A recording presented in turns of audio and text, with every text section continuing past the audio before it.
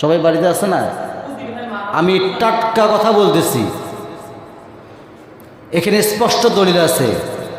ইয়া আইয়ুহাল্লাযীনা আমানু ইযা নুদিয়া লিস-সালাতি মিন ইয়াউমিল জুমআ ফাসআউ ইলা যিকরিল্লাহি ওয়া যারুল বাই'a যালিকুম খায়রুল লাকুম ইন কুনতুম তা'লামুন। যখন জুমার সালাতের আজান হয়ে যায়, কোটি টাকার চাকরি আপনাকে ছেড়ে দিতে হবে। কথা কি মোল্লার না আল্লাহ বলেন তো? আল্লাহর কথা। তাহলে আপনি আগামীকাল কোরবানি দিন সে বন্দোবস্ত আজকে করতেছেন জুম্মার নামাজ বাদ দিয়ে, আল্লাহ ঠেকা পড়ছে আপনার কোরবানি। কোরবানির আলোচনার দরকার আছে আমার? আপনারা তো আসেনই না। আল্লাহ ঠেকা পড়ছে আপনার কোরবানি কবুল করুন। আমি প্রায় বলি, কোনো ব্যক্তি যদি ইচ্ছাকৃতভাবে 3 জুম্মা ছেড়ে দেয়, আল্লাহ রাব্বুল আলামিন বলেন আমি তার গর্দান থেকে ইসলামটা খারিজ করে নিই। নাউযুবিল্লাহ। আল্লাহ রাব্বুল আলামিন রুহের জগতে আমাকে আপনাকে প্রশ্ন করেছিলেন। মহান রব্বুল আলামিন প্রশ্ন করেছিলেন আলাস্তু বিরব্বিকুম, আমি কি তোমার রব নই? সঙ্গেই সঙ্গেই আমি বলে দিয়েছি ক্বালু বালা, হ্যাঁ আপনি আমার রব। এই স্বীকৃতি দিয়ে আল্লাহ রব্বুল আলামিন আমাকে দুনিয়াতে প্রেরণ করেছেন। আল্লাহ রাব্বুল আলামিন যে আমাকে দুনিয়াতেই প্রেরণ করলেন, এমনি এমনি প্রেরণ করেন নাই। আমরা 1 নাম্বার জগৎ পাড়ি দিয়া 2 নাম্বার জগতের মধ্যে আসলাম মায়ের পেটে। ওই জগৎটার নাম হচ্ছে আলামে বুতুন। আলামে বুতুনের মধ্যে আমরা থাকলাম 9 থেকে 10টি মাস থাকলাম। সেই মায়ের পেটের মধ্যে থাকানোর পরে আমার আল্লাহ রব্বুল আলামিন কতটা দয়াশীল, কতটা করুণাময়, এত দয়াশীল, এত করুণাময় আল্লাহ রব্বুল আলামিন মায়ের একটা তারের সঙ্গে আমার নাভির সঙ্গে তার মিলাই দিয়েছেন। বান্দা যাতে করে খারাপ খাবার না খায়, বান্দা মুখ দিয়ে পান করবে খারাপ কিছু না ভালো কিছু, ভালো কিছু পান করবে। বান্দা ভালো কিছু পান করবে। প্রিয় ভাইরা আমার, বান্দা ভালো কিছু পান করবে। এই জন্য আল্লাহ রাব্বুল আলামিন একটা তারের সঙ্গে আরেকটা তার লাগাইয়া দিয়েছেন। বলি সুবহানাল্লাহ। আল্লাহ রাব্বুল আলামিন এই মায়ের পেটের মধ্যে 9 থেকে 10 মাস রাখলেন। খাওয়া ছাড়া রাখছেন নাকি বলেন তো দেখি? খাওয়া ছাড়া রাখছেন? কথা বলেন। খাওয়া ছাড়া রাখছেন? কি খাওয়াইছেন? খাওয়াইছেন অনেক কিছু, অক্সিজেন, হাইড্রোজেন, নাইট্রোজেন, অনেক কিছু খাওয়াইছেন আল্লাহ রাব্বুল আলামিন। কিসের মাধ্যমে? মায়ের তারের সঙ্গে আমার নাভিতে লাগাই দিয়েছে আল্লাহ রাব্বুল আলামিন। আমি সেখানে খেয়েছি। মনে আছে? মনে আছে? আমার দিকে তাকান। মনে নেই কিন্তু খাইছি, এটা তো সত্য, তাই না? খাই নাই? খাইছি।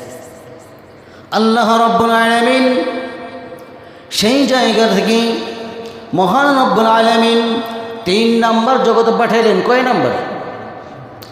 কথা নাই, আওয়াজ নেই কেন?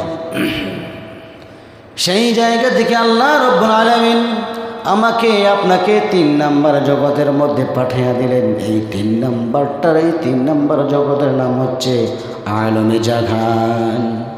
দুনিয়ার জিন্দেগিতে পাঠাইলাম রে বান্দা, তোর মায়ের দুধটা আমি যে এত সুন্দর করে দিয়েছি, বান্দা খাবি তুই, খেয়ে দে, বড় হবি। বড় হওয়ার পরে কেবলমাত্র শুধুমাত্র শুকরিয়া আদায় করবি কার? আল্লাহর। আল্লাহ রাব্বুল আলামিন বান্দাকে চেনার জন্য আল্লাহ রাব্বুল আলামিন বলেন, বান্দা তুই আমাকে চেনার জন্য, আমাকে বোঝার জন্য দুনিয়াতে তোকে প্রেরণ করেছিলাম। যে আমি এমনি এমনি প্রেরণ করে নেই বান্দারে। প্রত্যেক নবী রাসূলকে আমি যেমন করে দুনিয়াতে প্রেরণ করেছিলাম, তোকেও আমি তেমন করে প্রেরণ করেছি। তোর দায়িত্ব কিন্তু নবী রাসূলদের মতো নয়।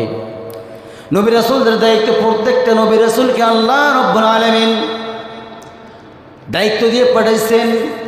সম্মানিত দিনী ভাইরা আমার, আল্লাহ রাব্বুল আলামিন প্রত্যেক নবী রাসূলকে পাঠাইছেন। হুয়াল্লাযী আরসালা রাসূলাহু বিল হুদা ওয়া দীনিল হাক্কি লিইয়ুযহিরাহু আলাদ الدين كله ولو كره المشركون জোরে বলুন আল্লাহু আকবার।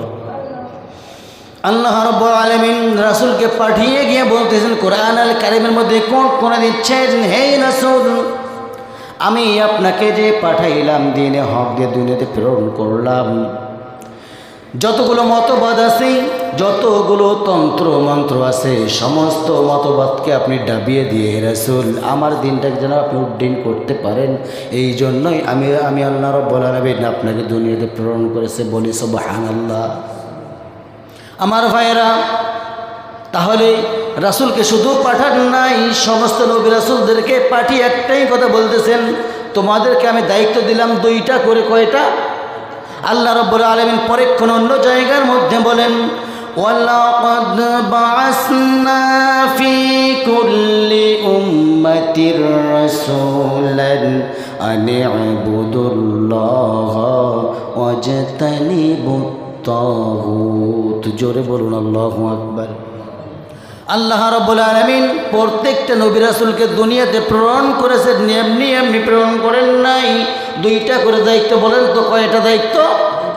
দুইটা দায়িত্ব দিয়ে আল্লাহ রাব্বুল আলামিন প্রত্যেকটা নবী রাসূলকে যে প্রেরণ করলেন, সেই দুইটা দায়িত্বের এক নাম্বার দায়িত্ব হলো আল্লাহ রাব্বুল আলামিন বলেন, ও নবী রাসূলেরা তোমাদেরকে আমি দুনিয়াতে প্রেরণ করলাম, এক নাম্বার দায়িত্ব পালন করবে আমি আল্লাহ রাব্বুল আলামিন, আমার গোলামি করবে, আমার দাসত্ব করবে। নাম্বার দুই, আমি যে তোমাকে দুনিয়াতে প্রেরণ করলাম, সমস্ত তাগুতি শক্তিকে তোমরা বাতিল করে দেবে। কথাটা কি মোল্লার না আল্লাহর? ওয়ালাকাদ বাআসনা ফি কুল্লি উম্মাতির রাসূলান আন ইবুদুল্লাহ ওয়াজতানিবুত তাগুত। ইবাদত করো, গোলামি করো আমার, ইবাদত করো আমার, এবং তাগুতকে পরিহার করো। সম্মানিত উপস্থিতি, আমি তাগুদের কথা প্রতি জুমায় বলে থাকি। তাগুত মানে কি? তাগুত মানে কি বলেন? কারই মনে নেই? আল্লাহর দিন বাদ দিয়ে মানুষের যেটা তৈরি করা মতবাদ আছে, এটাকে বলা হয় তাগুতি শক্তি। আর যারা তাগুতি শক্তির মধ্যে থাকবে, সে কোনোদিনও মুসলমান দাবি করতে পারবে না। আছে কয় নাম্বার জগতে বলেন তো? কয় নাম্বার? 3 নাম্বার। 3 নাম্বার জগতের নাম কি? আলমে জাহান। এই 3 নাম্বার জগতের মধ্যে আমরা যা আছি, শুধু কি মাত্র পড়ে নিয়েছি লা ইলাহা ইল্লাল্লাহু মুহাম্মাদুর রাসূলুল্লাহ। আমার কি আসলেই মুসলমান হতে পেরেছে ভাই? আগামীকাল কি বলেন তো? বলেন। জোরে ঈদুল আজহা কি হবে কালকে? বলেন। নামাজ ছাড়াই। আওয়াজ নাই কেন? পূর্বে না অনেক মানুষ হয়েছে ভাই, আওয়াজ দিতে হবে। আল্লাহ রাব্বুল আলামিন এ কোরবানি সম্পর্কে অনেক কথা বলেছেন, আমরা সবাই কম বেশি জানি। এখানে কোরবানি দেওয়ার মতো লোক আছেন? আছেন? নাই? এখানে নাই? সবাই তো আল্লাহ ফেরেশতা হয়ে গেছে। তা আল্লাহ রাব্বুল আলামিন আমাকে পাঠাইলেন কয় নাম্বার জগতে? এখন আসছি আমরা, বলেন তো। প্রথম জগতের নাম কি? প্রথম জগতের নাম আলমে আরওয়াহ, রুহের জগৎ। 2 নাম্বার জগতের নাম হচ্ছে আলামে বুতুন। 3 নাম্বার জগতের নাম হচ্ছে আলামে জাহান। 4 নাম্বার জগতের নাম হচ্ছে আলামে বারজাখ, মানে কবরের জিন্দেগি। 5 নাম্বার জগতের নাম হচ্ছে আলামুল আখিরাহ। প্রিয় ভাইরা আমার, কবরের জিন্দেগিতে যাবেন আপনি, কবরের মধ্যে যখন আপনি চলে যাবেন, প্রশ্ন কয়টা করবে বলেন? জোরে কোন? আওয়াজ কানে আসে না ভাই? 3টা প্রশ্ন হবে। 3টা প্রশ্ন কি আমাদের রেডি আছে? বলেন। রেডি নাই? আমার কথা খারাপ লাগতেছে না? খারাপ লাগতেছে মনে হয়। আওয়াজ নাই। এদিকে আসেন, সব এদিকে বসুন, এদিকে বসুন, এদিকে আসেন, এদিকে আসেন। প্রশ্ন, এখানে ক্লাস চলতেছে, ক্লাস মনে করতে হবে। তাহলে চলতেছে কয় নাম্বার জগতের কথা?